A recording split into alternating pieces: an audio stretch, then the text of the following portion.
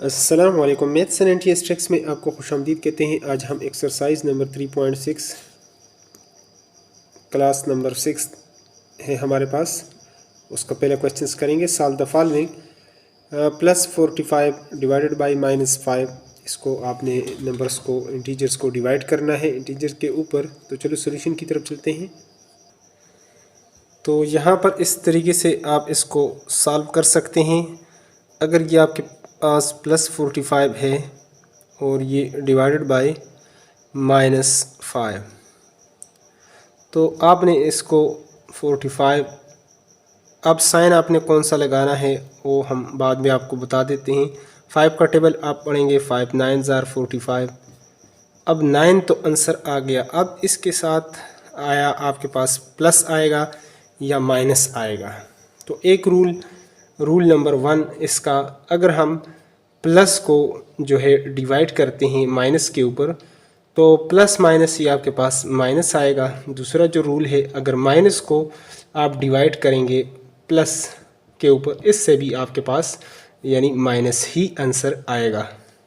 तो लिहाजा इसके साथ अगर इन दोनों नंबर्स में जो आप डिवाइड कर रहे हैं, यहाँ पर ये आपके पास क्या है, ये आपके पास डिवाइज़र है, ये आपके पास डिवाइडेंड है, और ये आपके पास कोशेंट होता है, और ये आपके पास रिमाइंडर होता है।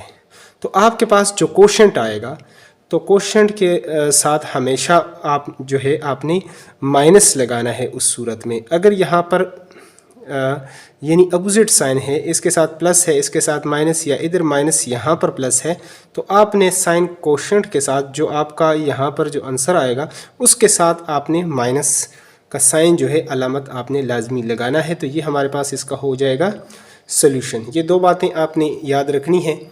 अब चलते हैं बी पार्ट की तरफ। बी हमारे पास है, यहाँ पर बी को भी मैं लिख लेता हूँ, -63 और डिवाइड -9।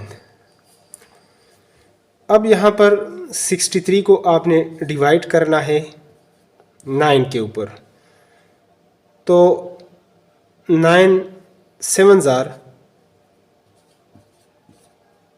ये आपके पास 63 आ जाएगा, यानी 9 7 63 या 7 9 63।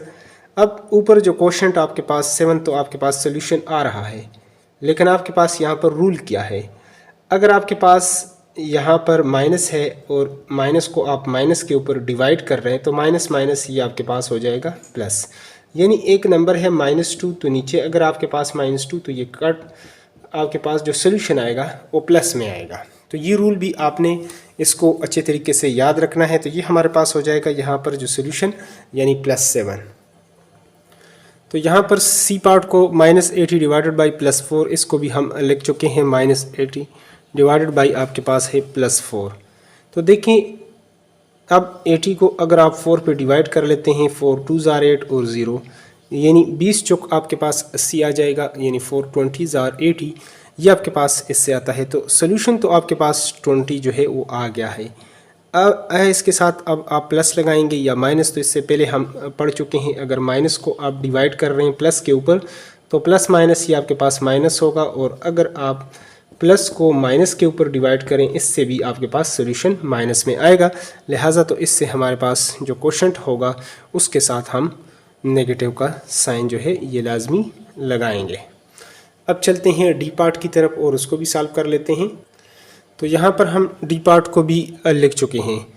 अब इसको आप किस तरीके से +44 डिवाइडेड बाई -11, यानी 44 को +44 को -11 पर आपने तकसीम करना है। तो देखें, 11 11 1 11 11 चौक 44, 11 1 ज़ार 11, 11 4 ज़ार 44। लेकिन अब यहाँ पर ये जो कोशेंट आपके पास आ रहा है, इसके साथ आप प्लस लगाएंगे या माइनस।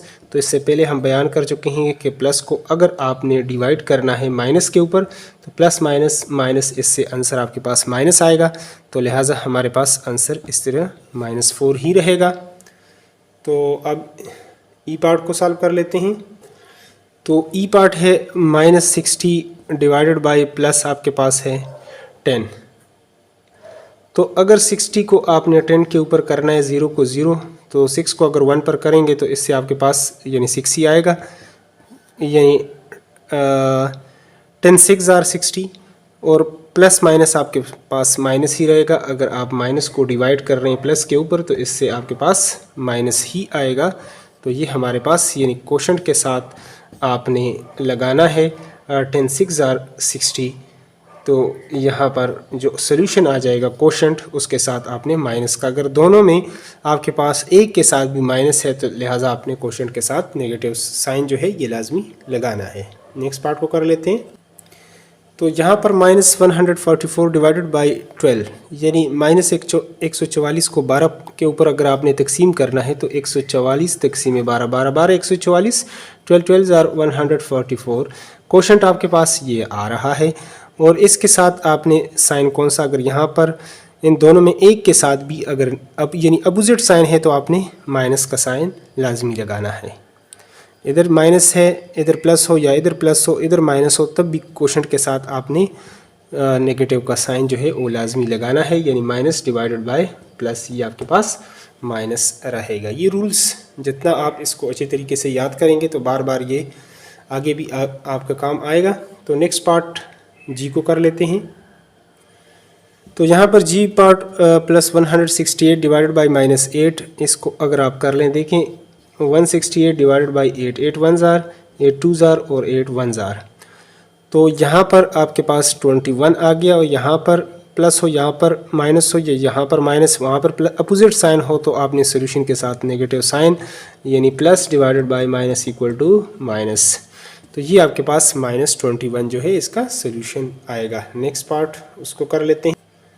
तो यहाँ पर एच पार्ट को +390 डिवाइडेड बाई -39।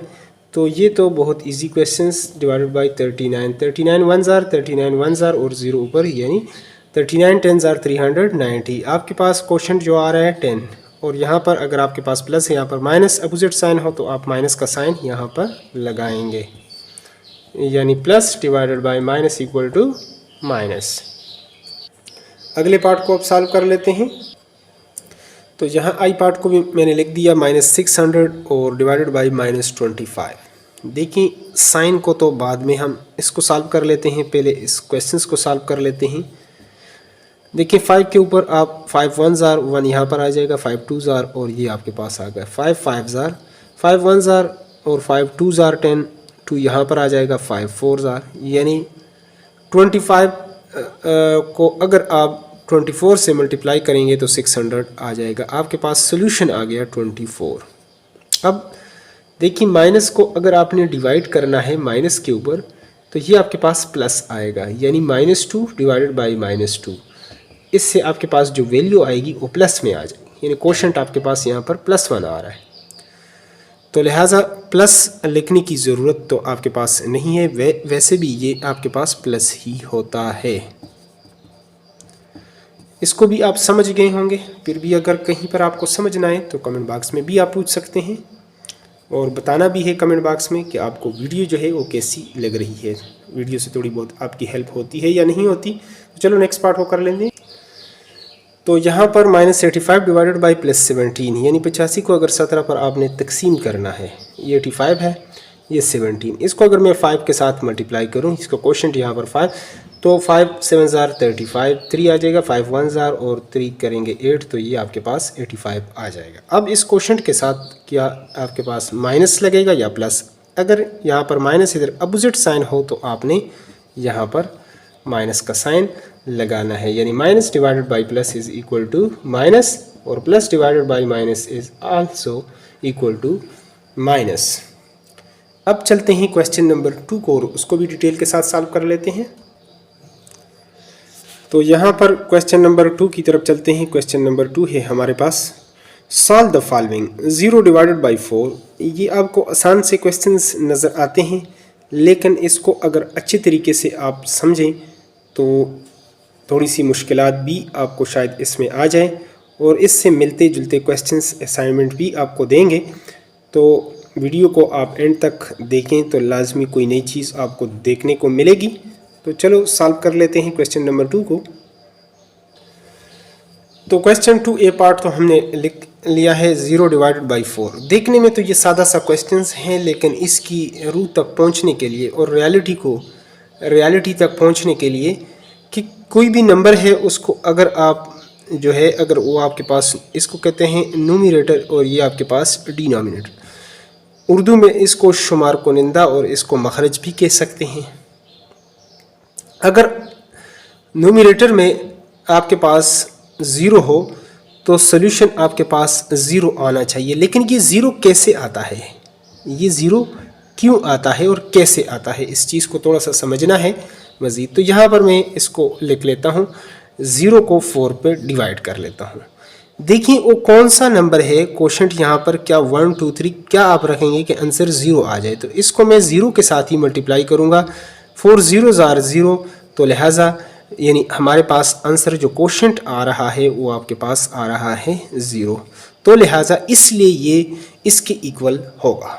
اب اسی کے ساتھ ملتا جلتا جو میں بات کر رہا تھا کہ ایک نئی چیز آپ کو دیکھنے کو ملے گی، یہ تو آپ چلو دیکھ چکے ہیں کہ 0/4، لیکن اگر 4/0 ہو جائے تو پھر آپ کا سلوشن کیا آئے گا؟ تو شاید یہ دیکھ کر آپ تھوڑے سے کنفیوز ہو، تو چلو میں آسان زبان میں سمجھا دیتا ہوں۔ 4 کو اگر آپ نے 0 پہ ڈیوائڈ کرنا ہے، اب 0 کو کس نمبر کے ساتھ ملٹیپلائی کیا جائے کہ آپ کے پاس 4 آ جائے؟ تو یہاں دیکھیں اگر 1 zeros are 0، 0 2s are 0، 0 3s are 0، اگر 0 کو کسی بھی نمبر کے ساتھ آپ ملٹیپلائی کریں گے وہ تو 0 ہی آئے گا۔ 4 اسی طرح آپ یہاں پر کوئی ایک ایسا نمبر آپ کے پاس نہیں ہے جس کے ساتھ آپ ملٹیپلائی کر کے آپ کے پاس یہ ڈیوائیڈنٹ آ جائے، یعنی ڈیوائزر اور کوشنٹ کا جو پروڈکٹ ہے، حاصل ضرب ہے، وہ اس کی ایکول، لیکن ایسا کوئی نمبر آپ کے پاس موجود نہیں، تو اس لیے اس کو کہتے ہیں انڈیفائن، اس کو آپ ڈیفائن نہیں کر سکتے۔ نارملی چھوٹے لیول پر اس کو انفینٹی بھی مطلب لکھ لیتے ہیں، any thing divided by 0 is equal to infinity, اس کو آپ ڈیوائڈ نہیں کر سکتے۔ اور سمپل ویسے انڈیفائن اور انفینٹی وہاں پر بھی تھوڑا سا شاید تھوڑا سا فرق ہو، انڈیفائن اور انفینٹی، لیکن آسان زبان میں سمجھنے کے لیے یہ جو ایگزامپل ہے یہ آپ کو میں نے بتا دیا ہے کہ یہ کیوں اس طرح آپ جو ہے اگر نیچے آپ کے پاس ڈینومینیٹر میں اگر آپ کے پاس 0 آ جائے تو پھر اس کویسچنس کو آپ سالو نہیں کر سکتے، اگر کیلکولیٹر کو بھی دیں گے تو ایرر آئے گا اس میں۔ تو نیکسٹ پارٹ کو کر لیتے ہیں۔ تو یہاں پر بی پارٹ ہے 0/10، تو اس سے پہلے ہم کر چکے ہیں، بیان کر چکے ہیں، اگر اوپر آپ کے پاس نیومیریٹر میں 0 ہو تو اس کا آنسر جو ہے آپ کے پاس 0 آتا ہے، اور بتایا ہے کہ یہ 0 کیوں آتا ہے، کیسے آتا ہے، وہ بھی میں نے ایکسپلین اس کو کر چکا ہوں۔